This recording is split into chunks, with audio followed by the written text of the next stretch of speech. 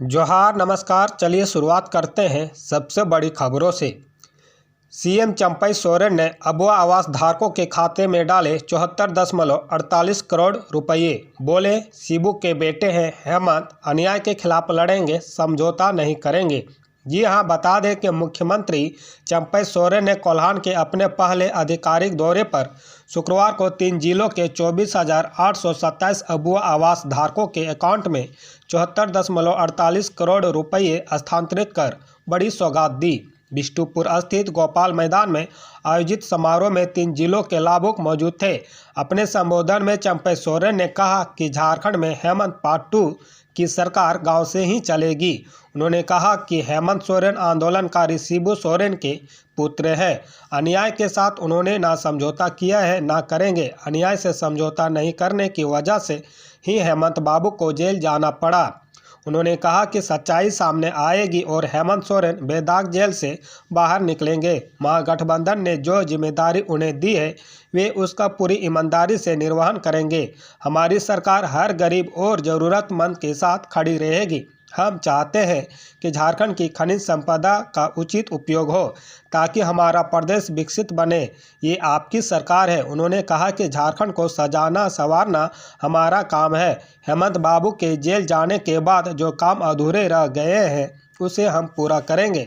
सरकार की सभी योजनाएं हैं, समय सीमा के अंदर पूरी होगी। झारखंड आंदोलनकारियों के त्याग से झारखंड बना है।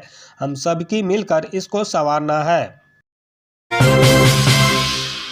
होमगार्ड के लिए गुड न्यूज, अब सिपाही के बराबर मिलेगी सैलरी। 14,000 से ज़्यादा को होगा फ़ायदा। जी हाँ, बता दें कि झारखंड में विधि व्यवस्था सहित विभिन्न जगहों पर ड्यूटी कर रहे होमगार्ड जवानों को सिपाही के समकक्ष वेतन देने का प्रस्ताव वित्त विभाग को भेजा गया है। प्रस्ताव मंजूर हो गया तो उनका वेतन लगभग 2 गुना हो जाएगा। विभागीय मंत्री के कार्यभार संभालने के बाद वित्त विभाग इस प्रस्ताव पर अंतिम निर्णय लेगा। नए मंत्रिमंडल की कैबिनेट में प्रस्ताव रखा जाएगा। फैसले से विधि व्यवस्था में लगे 3,527 जवानों सहित अतिरिक्त 11,000 होमगार्ड जवानों को सीधा फायदा होगा। झारखंड में विधि व्यवस्था सहित विभिन्न जगहों पर ड्यूटी कर रहे होमगार्ड जवानों को सिपाही के समकक्ष वेतन देने का प्रस्ताव विभाग को भेजा गया है। प्रस्ताव मंजूर हो गया तो होमगार्ड जवानों का वेतनमान लगभग 2 गुना हो जाएगा। बता दें कि सुप्रीम कोर्ट के आदेश पर बीते साल 29 दिसंबर को डीजी होमगार्ड ने गृह कारा एवं आपदा प्रबंधन विभाग के अपर मुख्य सचिव को होमगार्ड जवानों को आरक्षी के समकक्ष वेतन और अन्य सुविधा देने के संबंध में पत्र लिखा था। इसमें उन्होंने 3,527 जवानों की जानकारी दी थी। इसका फायदा उन अतिरिक्त 11,000 जवानों को भी मिलेगा जो विभिन्न जगहों पर भुगतान आधारित ड्यूटी कर रहे हैं। प्रश्न पत्र लीक मामले में पटना, चेन्नई और रांची में एसआईटी का छापा, 11 हिरासत में। जी हां, बता दें कि झारखंड सामान्य स्नातक योग्यताधारी संयुक्त प्रतियोगिता परीक्षा 2023 के प्रश्न पत्र लीक मामले में एसआईटी ने पटना, चेन्नई व रांची में छापेमारी की है। एसआईटी ने कुल 11 लोगों को हिरासत में लिया है। इनमें से 5 लोगों की संलिप्तता की जानकारी पुलिस को मिली है। वहीं 6 अन्य संदिग्धों से एसआईटी की पूछताछ जारी है। इनकी संलिप्तता पर साक्ष्य मिलने के बाद पुलिस आगे की कार्रवाई करेगी। जिन 11 लोगों को हिरासत में लिया गया है उनमें से कोई भी जेएसएससी का कर्मचारी नहीं है। इनमें से कुछ ऐसे लोग हैं जिन्होंने प्रश्न पत्र वायरल किया था। इसके अलावा इनमें से कई अप्रत्यक्ष रूप से इस गिरोह से जुड़े बताए जाते हैं।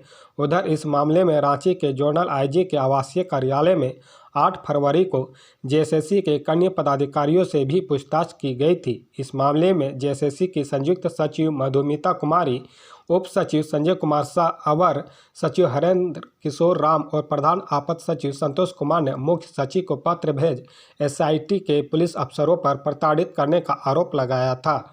उल्लेखनीय कि प्रश्न पत्र लीक मामले में संयुक्त सचिव मधुमिता कुमारी ने नामकुम थाना में अज्ञात लोगों के खिलाफ प्राथमिकी दर्ज कराई थी। इसमें कहा गया था कि 28 जनवरी को तृतीय पाली में समान ज्ञान की परीक्षा थी।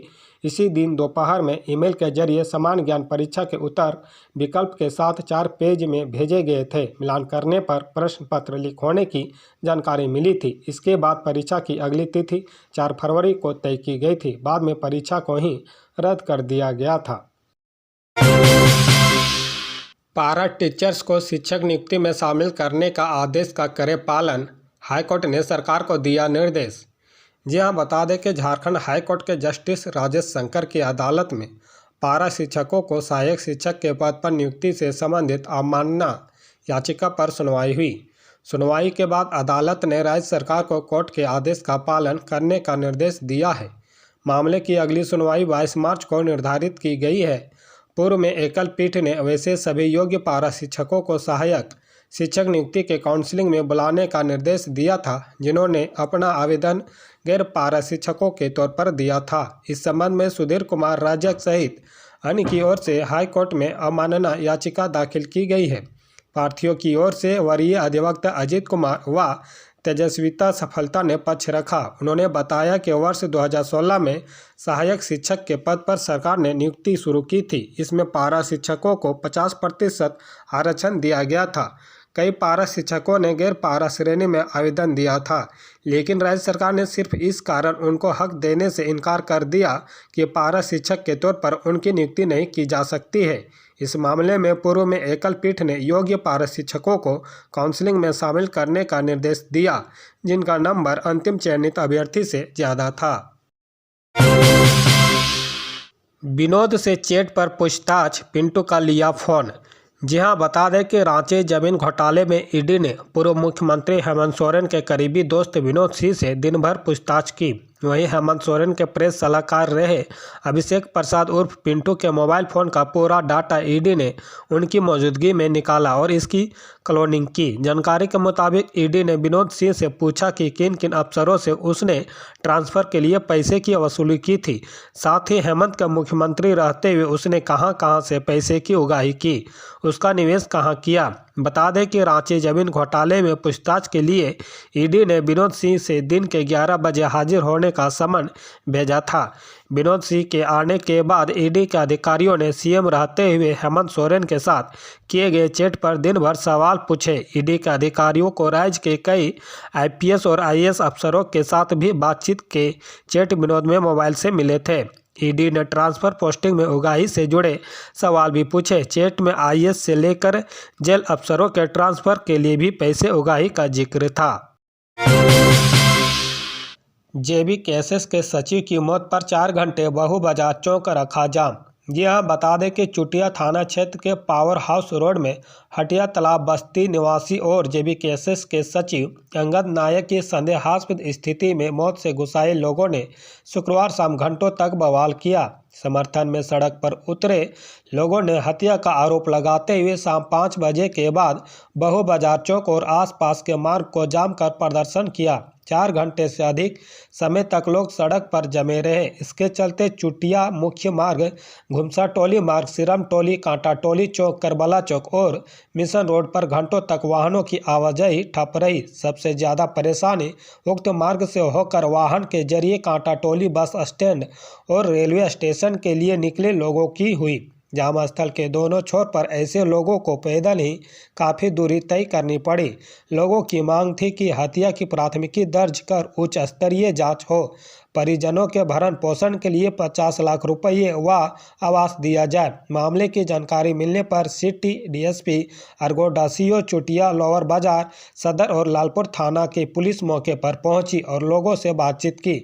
इसके बावजूद जामकर्ता अपनी मांग पर अड़े रहे। हालांकि टाटी सिलवे थाने में हत्या का मामला दर्ज कर प्रशासन द्वारा उचित मुआवजे का आश्वासन देने पर रात 9:15 तक लोग सड़क से हट गए।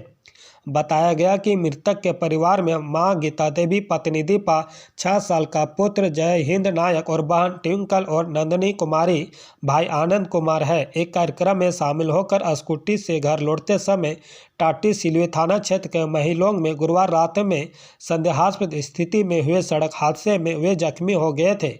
इलाज के क्रम में शुक्रवार सुबह अस्पताल में उनकी मौत हो गई।